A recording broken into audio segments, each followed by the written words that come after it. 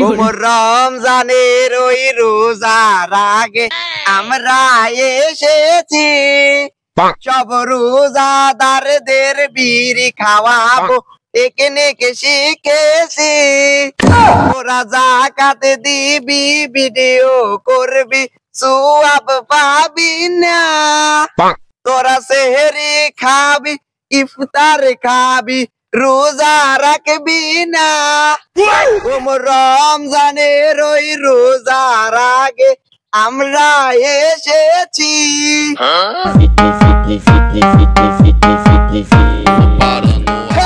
অনেক হলো নাচানাচি, এটা রোজার মাস, এখানে ফুকু ফুকু ডান্স করার সময় না। আমরা রোজাদারদেরকে দিব ওয়াসা। বাহ বাহ, তুই কি মসজিদের পাহারা দিতি? না উস্তাদ, আমি মসজিদের লেফটিনে থাকতাম।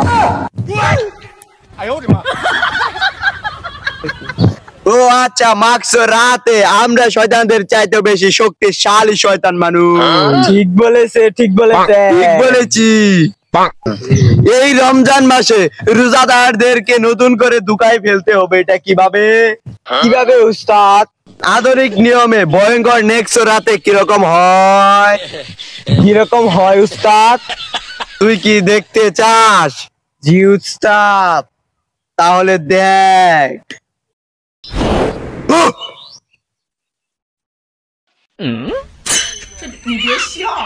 আমারে কেমন মুমিন মুমিন লাগে না? জি উস্তাদ।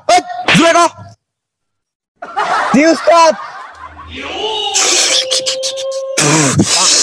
আয় রোজাদার আয়, আমার তসবির ফাঁকে আয়।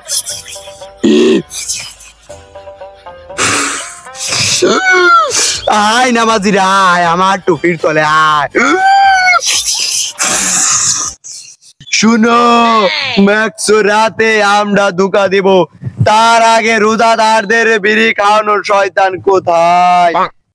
রোজাদারদের বিড়ি খাওয়ানোর শয়তান তুই কই? তাড়াতাড়ি আমার তসবির ফাঁক দিয়া ডান পাশে আয়। আমি এসে হরেছি। রোজাদারদের বিড়ি খাওয়ানোর শয়তান তুই বল, কিভাবে রোজাদারদের বিড়ি খাওয়াবো?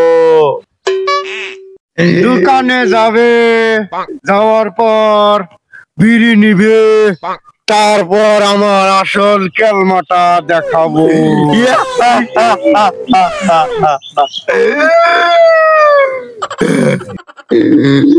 উগা উগা, বেরি আন্ডার প্যাড, বেরি চমৎকারী কথা কইছ তুই।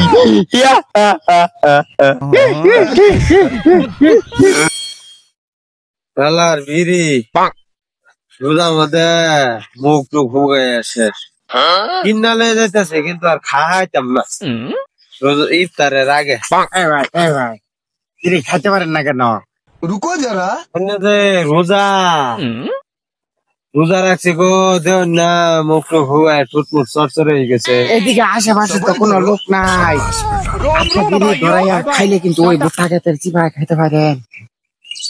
আপনি বিড়ি ধরাইয়া খাইলে ওই ভুট্টা ক্ষেতের চিপায় খাইতে পারেন।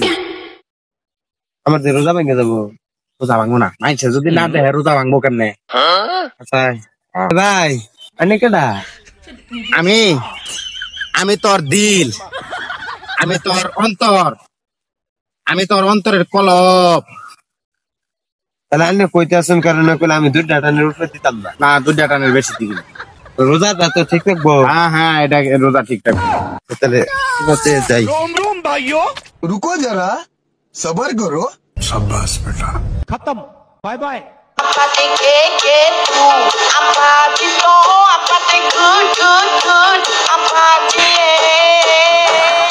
আমি একজনকে বিড়ি খাইয়ে রোজা ভেঙে দিয়েছি। সালাইন দাদা, কেমন আছেন? আলহামদুলিল্লাহ, খুব ভালো আছি। রোজা কি রাখছেন? হ্যাঁ, রোজা রাখছি আমি। মাশাআল্লাহ, অনেক নেককার একটা বান্দা হয়ে গেলাম। ও শুনেন দাদা, এই রোজার ভিতর স্যালাইন বুটের দাম বেশি রাখা কিন্তু জায়েজ না, এটা পাপ।